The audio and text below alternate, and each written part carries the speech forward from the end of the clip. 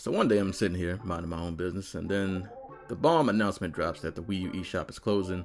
And now, naturally, me and the 25 other people on Earth who still own the Wii U, pretty sure we were all pretty sad about it. And while the Wii U was not the best system in the world, it is a system that I still have great memories of, and it is a system that to this day I still actually actively play.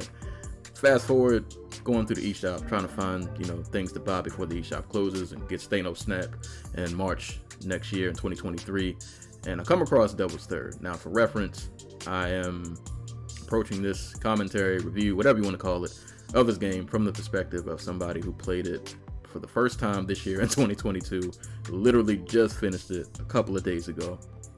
But back when Devil's Third first came out, back in 2015, it was met with a plethora of tomatoes. IGN gave it a 3.5 out of 10, saying, and I'll quote, Devil's Third is an exercise in cynicism, a video game seemingly created for people who secretly hate them. Nintendo Life gave it a 5 out of 10. It has a Metacritic score of 43%, etc., etc. Think you get the point. When it came out, the streets said, nah, Chief, take this trash out of here. We weren't here for this. But for me, I tend to judge things by the eye test. And while the reviews and, articles and things I read about the game were not favorable, the more I looked at the eye test, I was like, hey, this don't look so bad. Not as bad as y'all are telling me that it looks. It looks like one of those C-list Netflix movies. Like Zombievers, that I found very entertaining. Did it have substance? Absolutely not. But it was still a good time.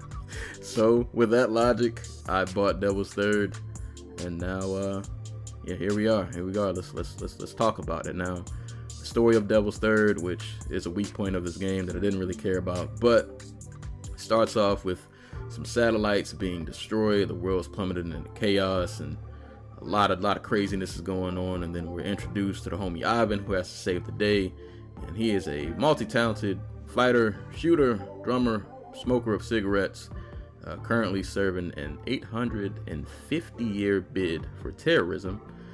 He is contacted by, I guess, this government agency that he works for, which I feel like, does that make Ivan a snitch? I don't know, but the agency hits him up like, yo, that crew that you used to run with back in the day before you got locked up, hey, they out here, they wildin', bro. We need you to go handle that. And bow, you're dropped in the game right there, and then the story starts. And once again, the story isn't anything crazy. It's cheesy, it's over the top, but that's kind of what this game is, and I like stuff like that. So for me, while this game mechanically, it's not the best, it needed some improvement. But this game did the one thing right that I want from any game I play, and it's fun. It's nonsense. it's a good time. It's a great time. It's just entertaining, and that to me is just what Devil's Third is. The gameplay is similar to what you would find in any third-person action hack and slash kind of game.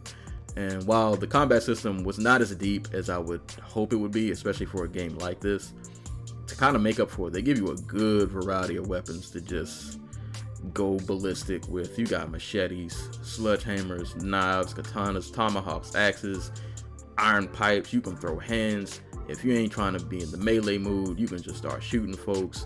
The shooting, I'll say, needed some work. The aim to sight shooting is decent. It's passable. The cover fire shooting, though, gonna say no on that one, Chief. That wasn't good. But even with that, once again, variety is the spice of life, my friends. We got sniper rifles, we got assault rifles, submachine guns, shotguns, rocket launchers, flamethrowers, grenade launchers. We got this mode he goes in called M'Baku, which just makes him dumb strong for no reason. And if you're lucky enough while you're shooting, you might pop somebody's head off and just watch it fly in the air like a half-court shot. It is great, and I laugh every single time that I do it. It never gets old. It's those little over-the-top cheesy things. This game is just massively bloody for no reason, but it's fun. And then there are other parts. You get to operate a turret, shoot from planes, drive at high speeds and like a Jeep. It's little things that kind of switch up the gameplay every now and again. And while the switch ups, they're not perfect, but this game lets me just cut my brain off and just run wild. And I like stuff like that. I like stuff like that.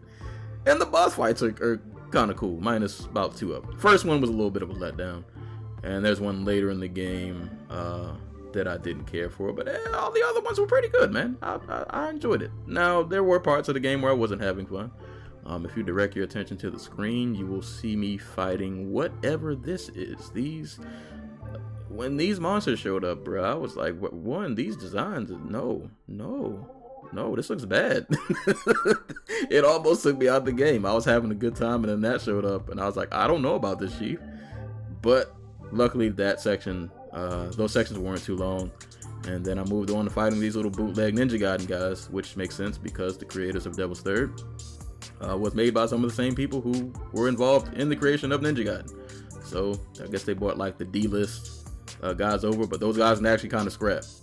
They're actually pretty good, and some of those parts of the game were actually kind of challenging. Not gonna hold you, but it was a good time. It made me invested in the combat that ain't great, but I was having fun. I was scrapping. I was in my element.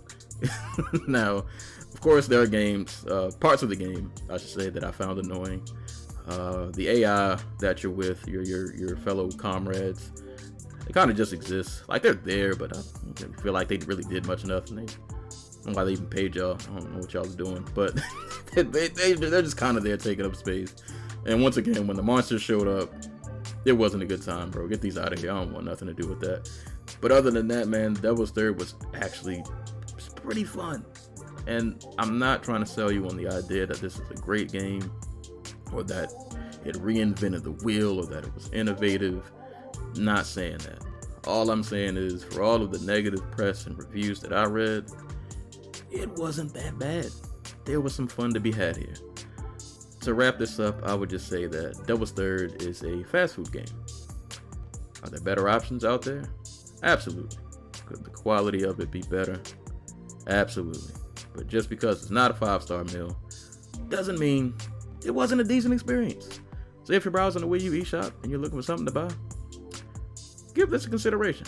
It's going to disappear off the face of the planet anyway, because physical copies are crazy price. So preserve game history.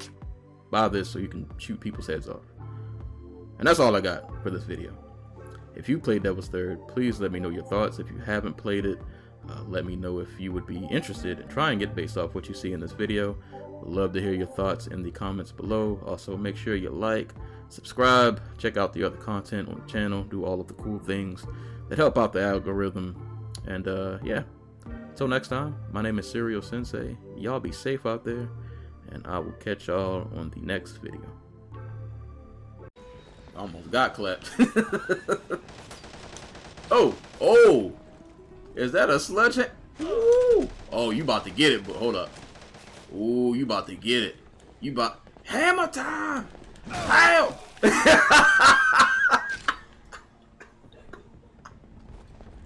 Oh, buddy. Got this from the Home Depot aisle. He wasn't ready. He wasn't ready. Oh, man. He was not ready.